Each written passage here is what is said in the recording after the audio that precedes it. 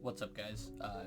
Kenji cards coming at you with my Day 2 Azamina White Forest deck profile from YCS Providence. I went down this weekend. I got down there Friday, played in the main event, where Day 1 I went X2-1. Unfortunately, the last round was a draw due to time. One of those games was definitely a misplay on my part that lost me that match, and then the other one was out of my control. And then Day 2 ended up playing really good player on an off-meta pick that my deck was not prepared to play for, because it is an off-meta pick in itself. Overall, the event ran extremely smooth.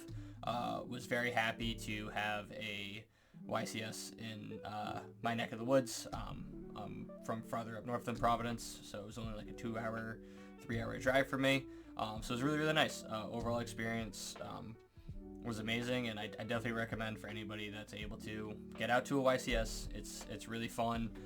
It's awesome to kind of test, figure everything out, and then kind of show up to the YCS and see if what you were doing is correct. So without further ado, I'll just get right into the list. The main deck was 41, which I did slightly regret. I wish I just stuck to my strict 40, and I'll explain what I would do to change that. But just to go over the list, 3 Sylvie, for obvious reasons, best normal summon. This eats hand traps like Veiler, Ash, Imperm, almost every time.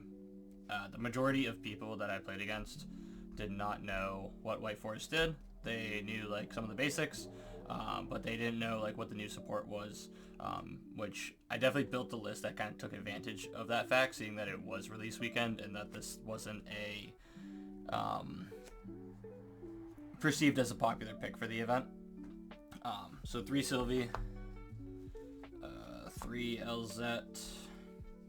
Not much to say. Again, it can bait. You usually don't want to bait with this one though, because of the fact that it does send for cost. Unless you're going to send tails, then it's a good bait. But most of the times, Sylvie is the way to go. And something that I forgot to mention, if you have a way to play after the Sylvie, your first search off Sylvie should always be woes. So if you open like Sylvie plus tails or Sylvie plus LZ, your first search should always be woes. That way, if you get drilled, you do have that plus whatever tech cards you have in hand.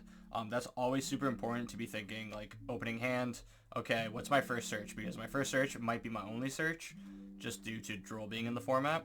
So you have to, like, play, like, smarter, which kind of makes her a little bit less good, because there's lines that you can do to play around Droll with her being the starter, normally just searching, like, LZ Azamina. That way you can go LZ Azamina plus LZ into Ilya Silva, so you still get something out of it, but it's kind of a little bit worse because you lose your follow-up compared to Sylvie searching like woes as your first search for under Droll. Let's speak of the devil. We're playing LZ Azamina. Card's broken. Not much to say. Just one though. You don't really want to see more than it, because you don't want to clog your hand up with monsters. You want spells and traps to be able to send. And then this is where I probably would have swapped this post to go down to 40. So I was playing 3 of the field spell, which I think is just correct. You should be playing 3 of it. The other card that I played, this is what maybe we'll go over 41. So I played a terraforming. Kind of the logic, and you'll see in the rest, is that I always just wanted to be able to play. So if they had like 2 hand traps and they like stop Sylvie, I always wanted another thing. And then if they stop that, then like I wanted to be able to have like Witch Wanted and do more stuff. So I just wanted to play. I felt like if the deck was playing, it was winning most of the times, or at least like gave yourself the opportunity to be in a winning position. So I played a lot more engine, like White Forest engine, than like most lists do. Going back, I'd probably just do this. And you might be thinking, oh, why are you playing terraforming? It's like banned to Droll. If you have to start with field spell, or if you start with the 3rd terraforming, so like say this terraforming was just the 3rd field spell, right? If you have to start with this, you're losing to Droll no matter what. The Droll is cooking you. Like if this is your only starter, the Droll's cooking you. So like doing this is no different. And then this is a thrust target. So going second, your board breakers, which are thrust, and again you'll see the rest of them later on the list. Going second, your thrust gives you like way more value because it can search engine or another portion of your engine. Because you got to remember, there's 3 engines in this deck, realistically, that all kind of get to each other, and that's a lot of pushes going second. And then if you add thrust on top of that with like board breakers, like it's very easy to like break boards, crack back, set up your own board. So I think going forwards I would do 40 and just cut one of these for this. But I really wanted to see engine in the event, just because I wanted to be playing. And then speak of the devil, I play 2 tails and then the woes. So again, reason with the 2 tails, just want to see engine, just want to see like for instance, this is 10 cards right here, and then the 2 tails, that's 12. So that gives you like a solid like 12. Well, sorry, forget about this card, but that gives you a solid like 12 cards to draw 2 of in your opening hand, so that way you can play through like the low impact hand traps like Ashen Imperm and Valor. So there's that, and then I played the wanted package, 1 witch, 3 wanted, 1 deception, and 1 hollowed. Nothing much to say here. They're solid extenders used to kind of push through boards.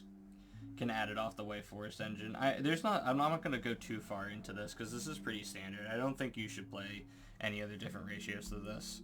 And then you might be thinking to yourself, where's the Sinful Spoils of the White Forest? I didn't play it. I played Sinful Spoils of Slumber. Reason being, you'll see my extra deck in a bit, and you'll kind of understand it more. But basically, in this version, or my list, Sinful Spoils of the White Forest did next to nothing other than being a card that you could send and reset. So every single time I did that, I was just like, if this was just Slumber, it'd be better. Because 1, it's a trap, so it can get banished off Vengeance. 2, I mean, it is a Book of Moon. And 3, it still just resets itself. So it's also really good into Malice, because they go up Doormass Summon. I mean, if they know you have it, they'll probably try to bait it, but they still have to play through it. If they don't know you have it, it can win you a game, because, you know, all the Malice monsters, when they get banished, special summon, and then you can just book them with this. So I do not regret this. This was good. I did not miss Sinful Spoils of the White Forest 1 time the entire tournament. The next engine, the Vengeance, the Diabel, the White Witch.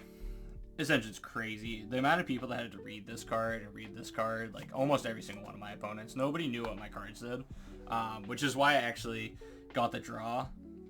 Maybe not entirely why I got the draw. My guy was reading cards like crazy, and I'll let you guys come to your own conclusions in your head on why I drew and my opponent was reading my cards. And the Fill and the Curse, I don't think you can not play these. There was somebody at the event that I played that I was a mirror match, and he was not playing these. I still think it's wild in my mind to not be playing these 4 cards in your deck. Not much to say there. And then non-engine, I'll start with kind of the simpler stuff. Call by End of Talents. I like maining the talents, so I don't have to side it. Long story short, it's still really good. Droll, rip a card from the guy's hand, get rid of a starter, hope you can play with knowledge. The take is underrated in my opinion. And take a white binder and it's just like not available to them for the rest of that turn. That's pretty good. And then call by is kind of really self-explanatory. The deck has a Droll problem, which I'll get into more of my matchups and that card and later on in this video. 3 Fua, 3 Perulia. I think this was like somewhat standard for the event, I would assume, or like some ratio of these. Like some people are playing like 3 Perulia, 2 Fua, or like 3 and 2, and even like Charlie was playing like that. So these cards are crazy all day. Like the goal of my non-engine, and you guys can see it here in a second, after the obligatory Ash Blossom to stop the Charmies, and also really good into like NTP, TB11 if people are playing it. So the Ash came up. Ash is the Charmies. Ash is Perulia because everyone's playing Perulia in their main deck. So this is like kind of a, the obligatory Ash Blossom. We'll put this to the side. The idea for my non-engine was like, what could these draw me into that would be impactful? Because before the tournament started, there was a lot of people online that was just taking the like Mulch Army challenge and was just letting them draw a bunch because the Malice board was so strong that it wouldn't be able to be broken.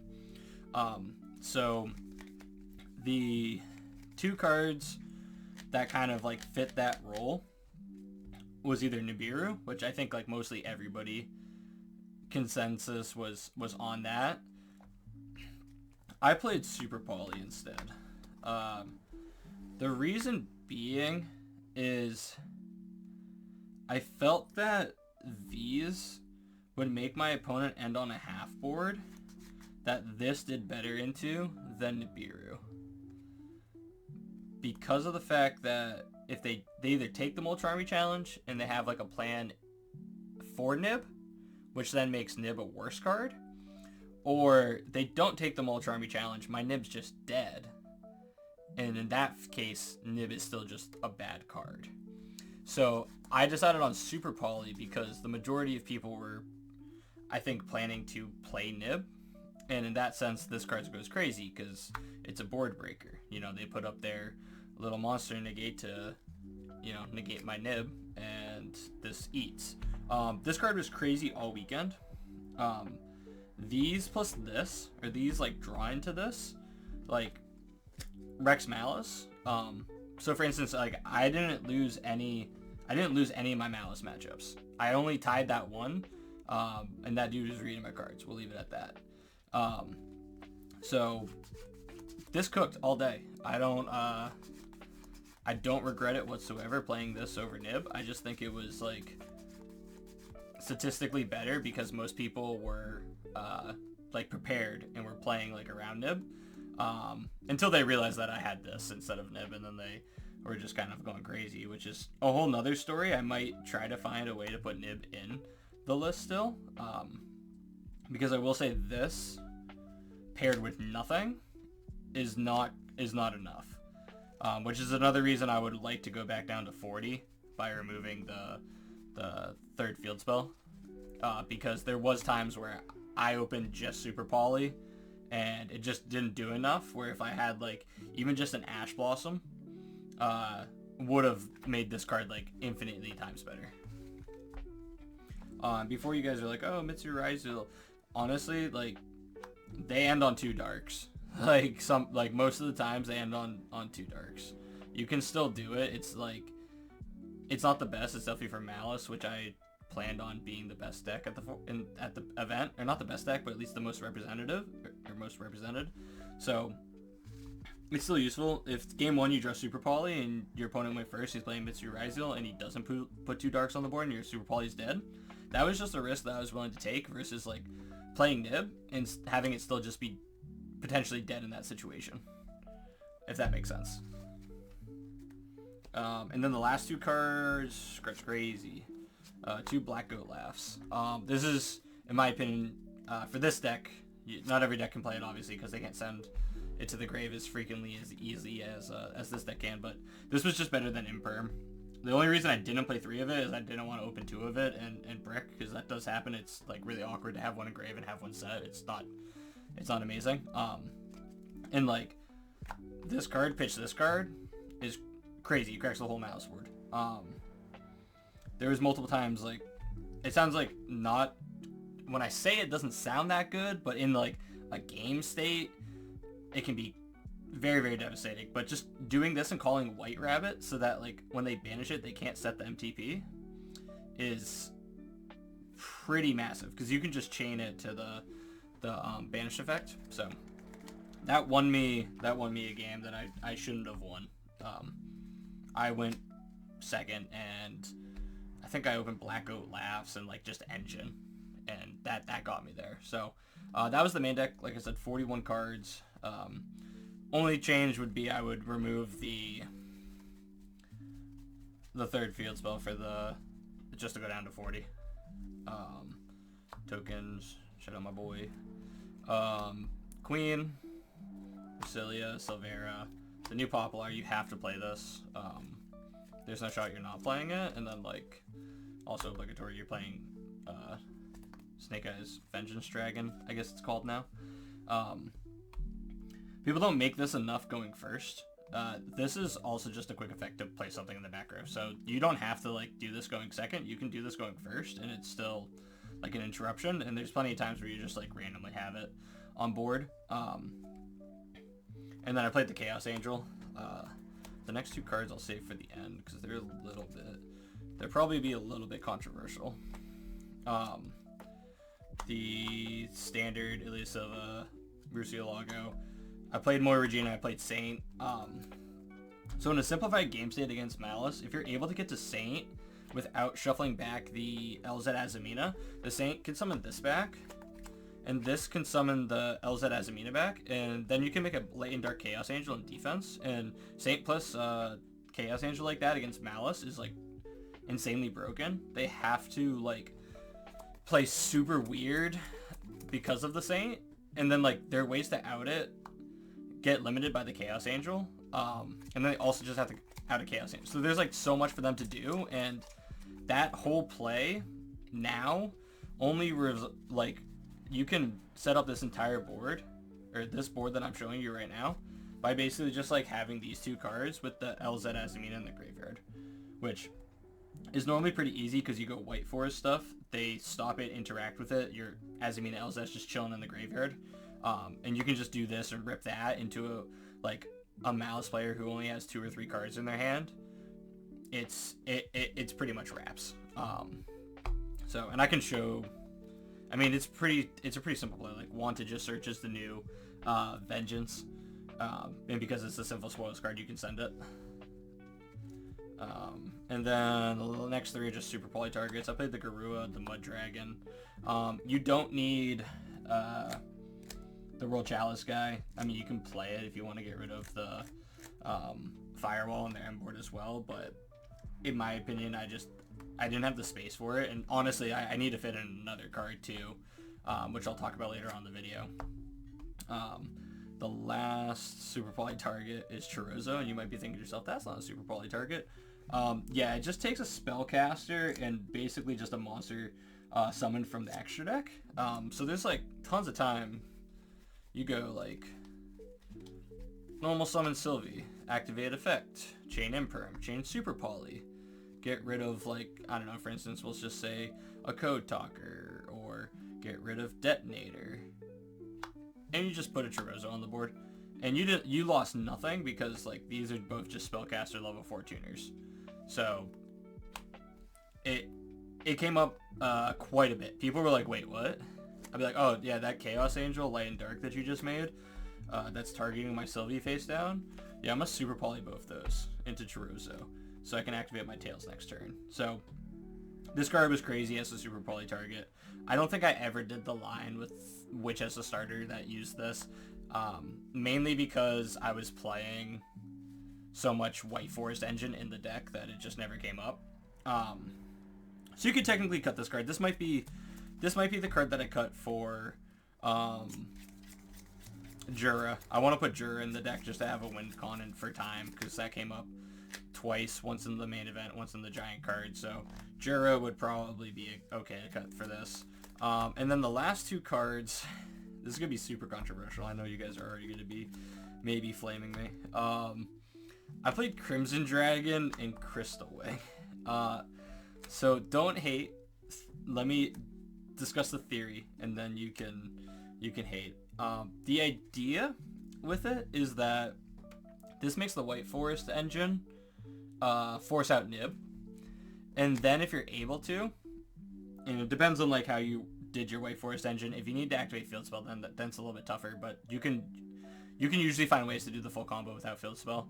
But if you did, then, like, the good part about this is this is also Light and Wind, so this adds to your non-dark field just based on your White Forest combo, which came up a lot. So, like, comparatively, like, SP Little Knight is a dark, so you can't just, like, make SP Little Knight instead of this if you activated Field Spell. So it helped force Nib prior to using the Azamina or the Diabellist or stuff. And it also added to the end board. So this was also the reason I decided to play Slumber in the main, because I wasn't playing, I don't have room for Chimera, or really the only targets that I have for the Sinful Spoils of the White Forest was like Saint and Moira Regina, which I literally never made. So I kind of like, I like this a lot, so I stuck with it. It was kind of crazy all tournament. The amount of times I would summon Crimson Dragon and go effect, and they would have no idea what's going on. And then I would just slap a Crystal Wing on the board, and they'd just be like, oh, yeah. So, it was really good. Feel free to try it out. It's not entirely my idea. I stole it off a buddy. Shout out Emerson. They came up with it for a Azamina-less deck list, and I was like, wait, hold on. That kind of just works in the normal deck list. So that was the main decks and the extra deck. Side deck, I thought it was pretty good. There might be like 1 or 2 cards that I would change. 3 Droll, 3 Lancia, Shocker, Floodgate, Hand Traps. I'm not even going to talk about them just for sake of time. And then I played the Thrust Harpies, and then I played Dark Ruler. Dark Ruler is sneakily good this format. There's a lot, because everybody's like, oh, I'm going to play around Nib. This beats that. And a lot of people aren't playing a ton of low impact hand traps. It's more Charmies and Drolls and Nibirus. So a lot of times if you just Dark Ruler their board and are able to break it, they normally don't have anything to stop you. So Dark Ruler was good. I didn't really play against too many matchups that it came up in. And I'll go over the tournament report later on in this video. And then to kind of go with the Thrust, I played Mischief of the Gnomes and Similar Archfiends. Similar Archfiends was crazy all day. I resolved it a bunch of times, and it was a blowout against Malice. Mischief of the Gnomes, I actually didn't resolve. I think it was just the mixture of like my Mitsu Raizo players not hand trapping me a lot, because that deck definitely has like a not a super limited amount of non-engine, but like not as much as other decks can play. So Thrust never really came in. When I had Thrust, they like won't charm me or anything, but this was the plan, was to set this because it kind of messes with the ritual summoning and it messes with the Rhinestone stuff, where like Barrier doesn't interact with both. It just interacts with one or the other, and then in that case they just play with the other. Then the last card was just 3 Strike, which weirdly enough, I think I only resolved it like once to stop the summon of like a White Binder or something, which was pretty nice. But I didn't. I resolved this sadly a lot less than I wish I did. A couple things to kind of look at is the idea with the side deck is that I wanted enough cards to side in for the Charmies, because the Charmies would come out going first, stay in going second.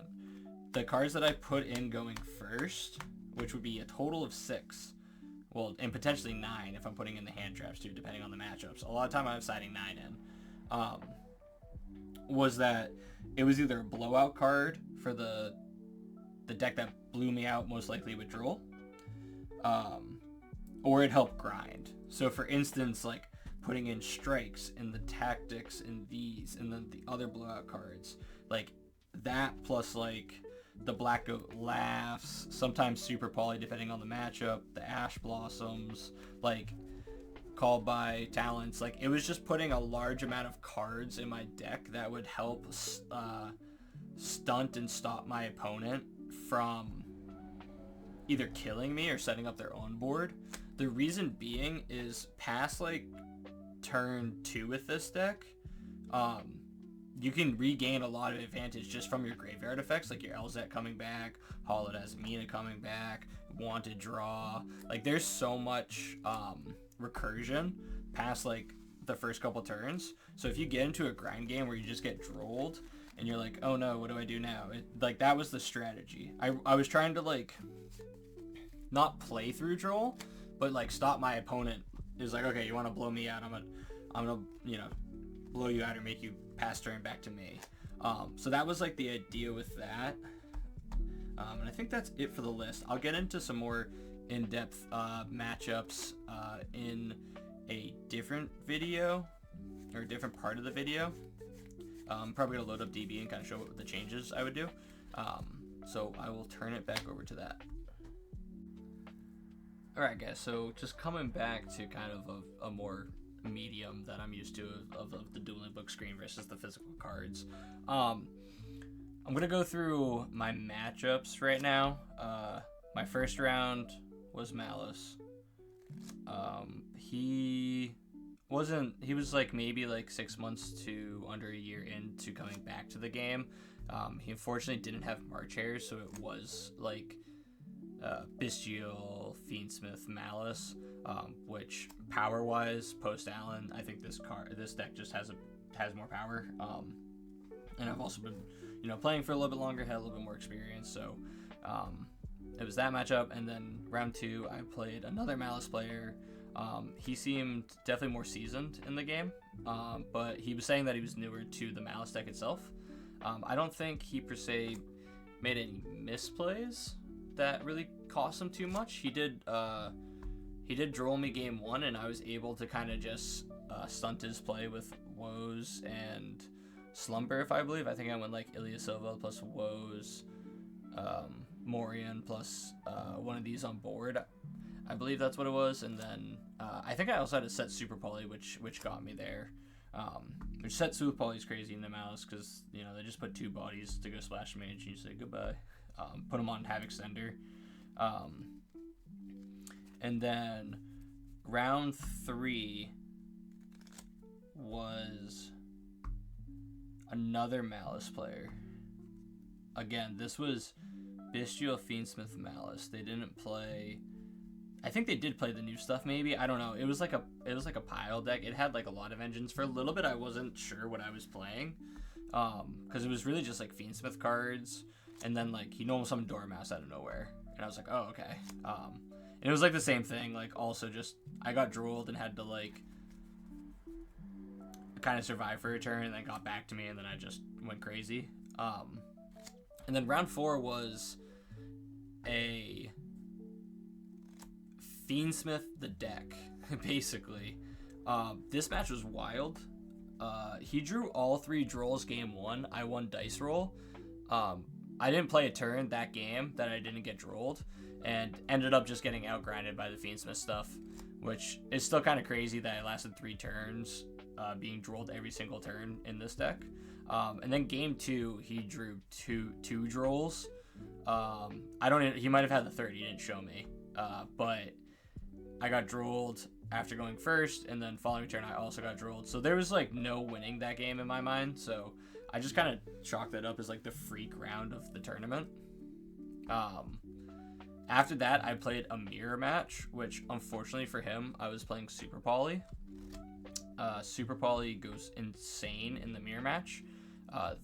It should be illegal. Yeah, there's not much to say. Like I cooked this whole board with 1 Super Poly basically, and I just had 5 cards in hand that were absolute gas. And then game 2, a little sacky. He added. I went called by. I went droll. He went called by, and then I dropped the second droll. So a little sacky of me on that one, but it is what it is. You just play the cards. And then what was that, round 5? That's when I played my first Mitsu Raizel. I don't remember too much about this one. All I remember is that I won, and I think it was like a Fua Perulia game 3 got me there type of deal. And then the following round, that's the Mitsu Raizel that I lost to. That was because of my own fault, not because of the deck. He was playing, like I said, Mitsu Raizel, but he was playing Lightning Storm. And game 3, Lightning Storm was not in my mind. It wasn't in my mind all tournament because, in my opinion, it's the worser of the 2 back row removals. So if you're playing Lightning Storm to remove back row, you should be playing evenly, just because Odeon the Swamp Deity can't negate a battle phase, so it's just like infinitely times better in my opinion to play evenly than Lightning Storm. But and also like reverse, like do you put Lightning Storm in like going second against like Malice, who now has like an Omni on there on board, and same with like Mitsu. So I didn't expect people to be playing Lightning Storm, so it wasn't in my mind, but it cooked me. I lost that game because of Lightning Storm, and honestly, if I didn't lose that game, you guys might have been looking at like X1 going into the day 2, which could have been a lot different. The game after that, I played Blue Eyes. Unfortunately for Blue Eyes, I played Board Breakers. You know, I mean, I played the Blowout Hand Traps and the Ash Blossom, but like these cards right here, and even Black go in talent, they go insane into Blue Eyes because like most decks are not really prepared for breakers. Like I said, a lot of people were prepared to like stop the nib, and a lot of people played that way, and then that leaves them open to breakers. So the Blue Eyes player, unfortunately 2-0'd him. I Perulia game 1, got 2 draws. I opened Call By, which is no, it wasn't Call By, it was Ash. I even got Talanced game 1 and still won. I ashed his Seals. I played really, really good. I'm not gonna lie, I did not misplay at all with any of my cards in that matchup. And then game 2, I just opened like triple breaker, and that's when like the thrust came in for the terraforming, because I opened like something like I think I foo it again and got like 2 draws. I opened like this. I opened like these. I opened like all 3 of these, and like went Dark Ruler, which he didn't negate, and then I was like, oh wow, okay, we're gonna go Heartbees. Blew up the back row True Light, blew up everything.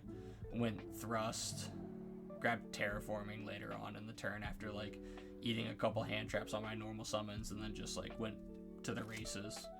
And then the last round was the Mouse player, who really liked to read my cards. I don't entirely blame him. I mean, I'm playing kind of like an off meta like pick, but like reading the same card like multiple times in the same match, like in my opinion, is a little bit trolling. I probably should have called Judge earlier so that I could get an extension, but I think the damage was kind of already done because our game 1 took like 30 something plus minutes.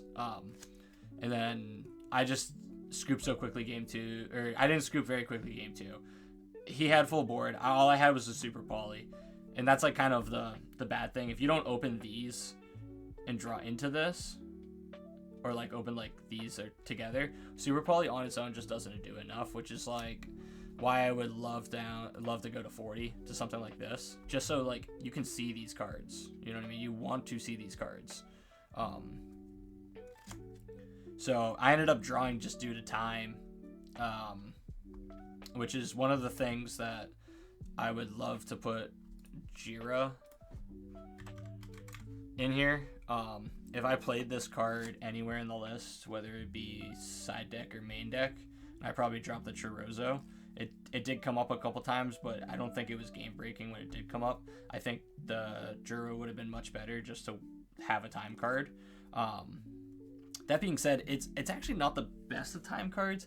I would really love like a level 6 that when it's summoned like just gains life points.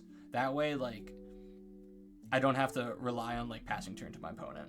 So if anybody knows a card like that, put it in the comments below, because that would be the perfect time card. But yeah, so I ended up drawing that, and then going into day 2, I had to win out both to even have a chance, and even if I did win out, there's a chance I just didn't top 32, so that still kind of stunk. I was happy to make day 2. The matchup for day 2 was against Labyrinth. I actually played against Prophecy was might not be the right name. It's definitely Prophecy something. He's the voice guy on YouTube. I'm sure most people know who I'm talking about. Really cool dude. We had a great duel. I rolled a 10 on the dice roll. I felt pretty nice. He rolled an 11. Opened my starting hand, 2 Perulias in it, dropped a Perulia standby phase, he set 4 and passed. Yeah, so.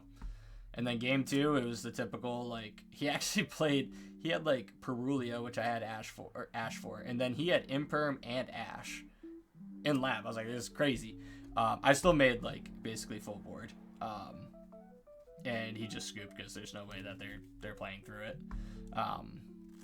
And then game 3, it did kind of grind a little bit, but at the end of the day, like, my deck is not made to kind of play into that type of matchup. Like, my deck is an off-meta pick that's made to beat meta.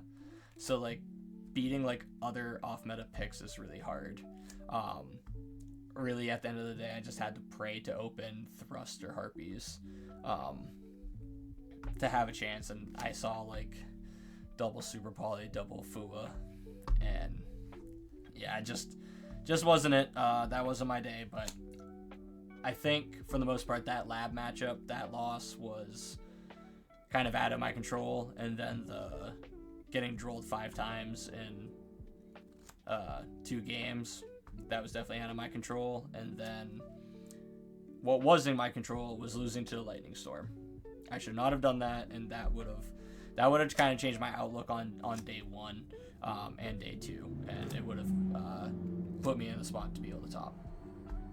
The only other thing that I wanted to talk about that people were talking about prior to this was Foolish, Very Look Goods, and Feedsmith. I can give you guys my logic on why I did not play it. You can take it or leave it as you'd like, but this is what I came to with my decisions. Foolish, Very Look Goods, while it is cool for added consistency, it doesn't solve the problem of the deck, which is you lose to droll, right? So if you get drolled and you use this to send this, you can't add this, and this can't add Vengeance. So even if you wanted to play under droll and you do this first to send this, and then this adds this doesn't do anything under droll. So how I saw it was just like a net negative under droll. So like it's better into not the droll situations for sure. But in my opinion, I would rather have Triple Tactics Thrust into a blowout versus a Foolish Very Look Goods. And even going second, like, I'd rather have Triple Tactics Thrust into Harpies or Dark Ruler over Foolish Burial sending Black Goats. So that was really what it came down to me, was do I play this or do I play this? And this played better into the problem card, which is Droll, than this, and that's why I ended up not playing it. Similar reasonings for Fiendsmith. The reason I decided not to play it is if I were to play it, I would only play one engraver most likely, because I don't think Desiree, like, you don't need Desiree. Like, the better thing in my opinion is just to make Caesar. So I would just play like one engraver plus the Necro Equip to make Caesar. Reason being, all the other cards like lose to droll. So like you're putting cards in your deck that you say is helpful under droll, but you're just putting more blank cards into your deck when you're getting drolled, or like help you play into droll. So for instance, if you go Sylvie Search Woes and you have Engraver in hand, congrats, you're now just playing with one card like less. So that's why I would just, like, if I was to consider playing this engine, I would be playing like a single Engraver, or if you wanted to play the Desiree stuff, I would be playing like Engraver plus Lacrima. But at that point, my issue is that if you count like the one-ofs in this deck, it's like create like 1, 2, 3, 4, 5, 6, 7, 8, 9, 10, 11, 12, 13 one-ofs in a 40-card deck. I couldn't bring myself to be putting another one-of, and this one's like a hard brick. I like, some of these are like really like find open, obviously find open, all right to open, all right, brick, you know, good to open, all right to open, good to open. You know what I mean? So like there's a lot of one-ofs, but they're not like per se engine requirements, because they still can like add to combo or get you started. Where this is just a hard brick. So I did not want to. That's why I ended up playing without the Fiendsmith. And just straight up, I did not miss it. There was never a time, everyone keeps talking about like droll being like such a big issue. There was really never a time other than the game where I got drolled 5 times in 2 games where droll was ever like that big of an issue for me. I mean, I lost going second when they make full board and then drop droll. That happened to me probably twice in the tournament. But if they droll me game 1, like as long as you're siding in the correct cards to be able to like help you survive that turn and then have follow up the following turn, like you're golden. Like droll doesn't, like, yeah, it hurts, it gives them a chance, but at the same time most of the times like don't underestimate like woes into like book, or like woes plus black goat, or black goat plus strike, or super poly plus strike, like,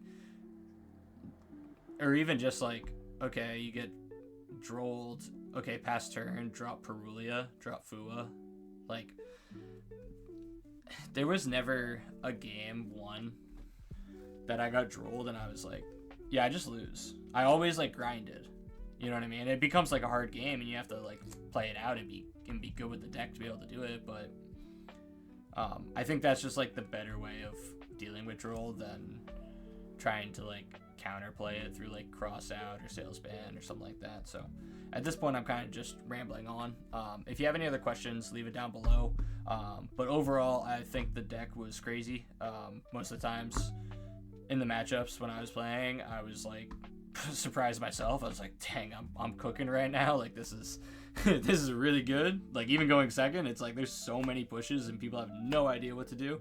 And you're just like another engine. Like it's wild. So I think the deck's, I honestly think the deck is really good. It might be a little bit harder to play now that Mitsu Raizo, won, because more people might be main decking droll versus just siding it, which becomes a little bit harder to deal with, but I think the theory still stands. So let me know your guys' thoughts and comments down below. All right, thanks for listening. Bye.